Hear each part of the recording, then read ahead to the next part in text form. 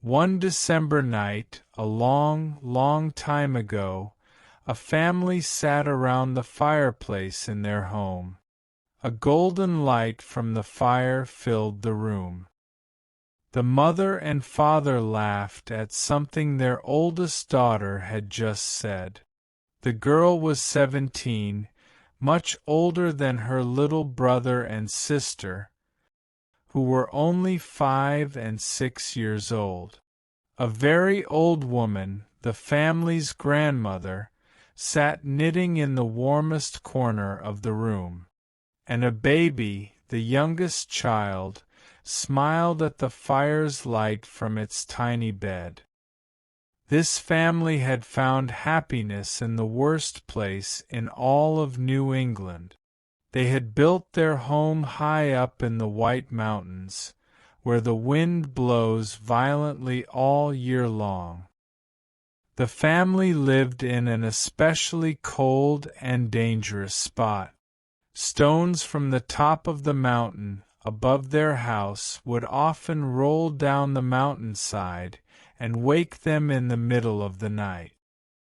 No other family lived near them on the mountain, but this family was never lonely. They enjoyed each other's company and often had visitors. Their house was built near an important road that connected the White Mountains to the St. Lawrence River. People traveling through the mountains in wagons always stopped at the family's door for a drink of water and a friendly word. Lonely travelers, crossing the mountains on foot, would step into the house to share a hot meal. Sometimes the wind became so wild and cold that these strangers would spend the night with the family. The family offered every traveler who stopped at their home a kindness that money could not buy. On that December evening, the wind came rushing down the mountain.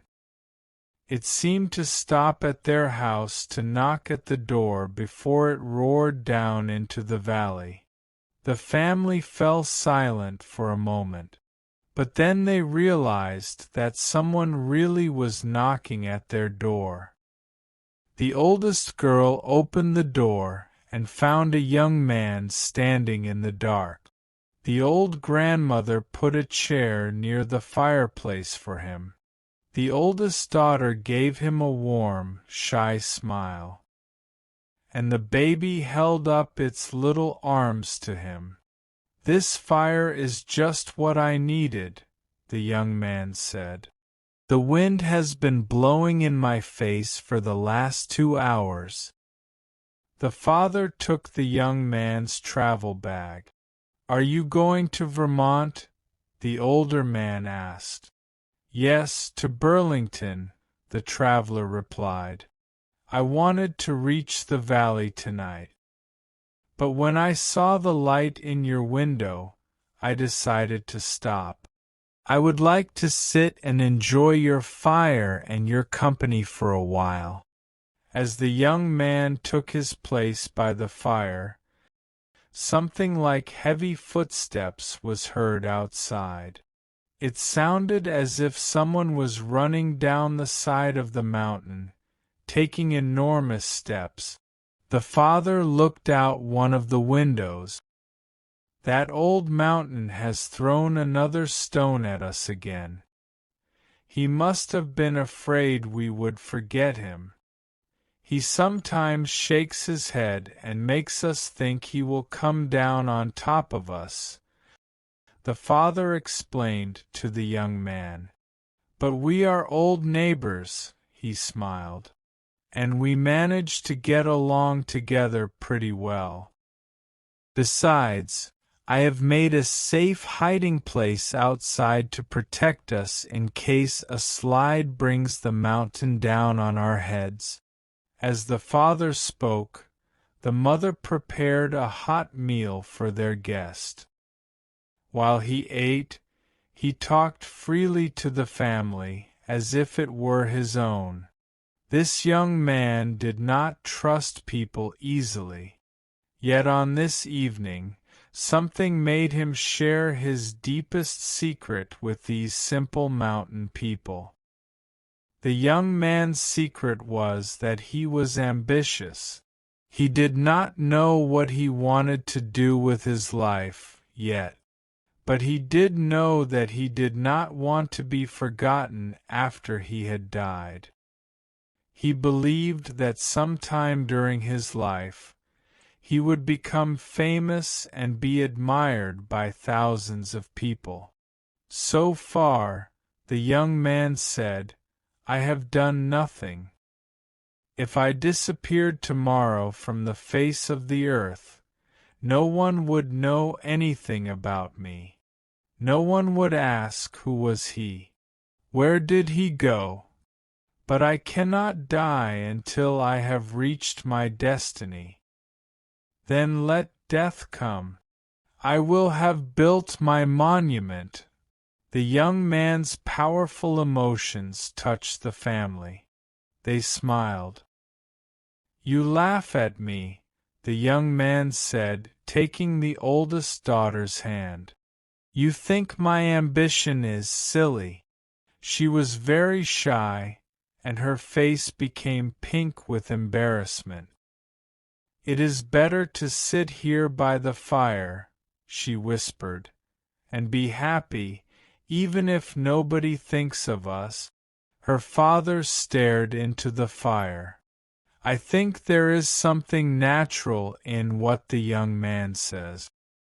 And his words have made me think about our own lives here.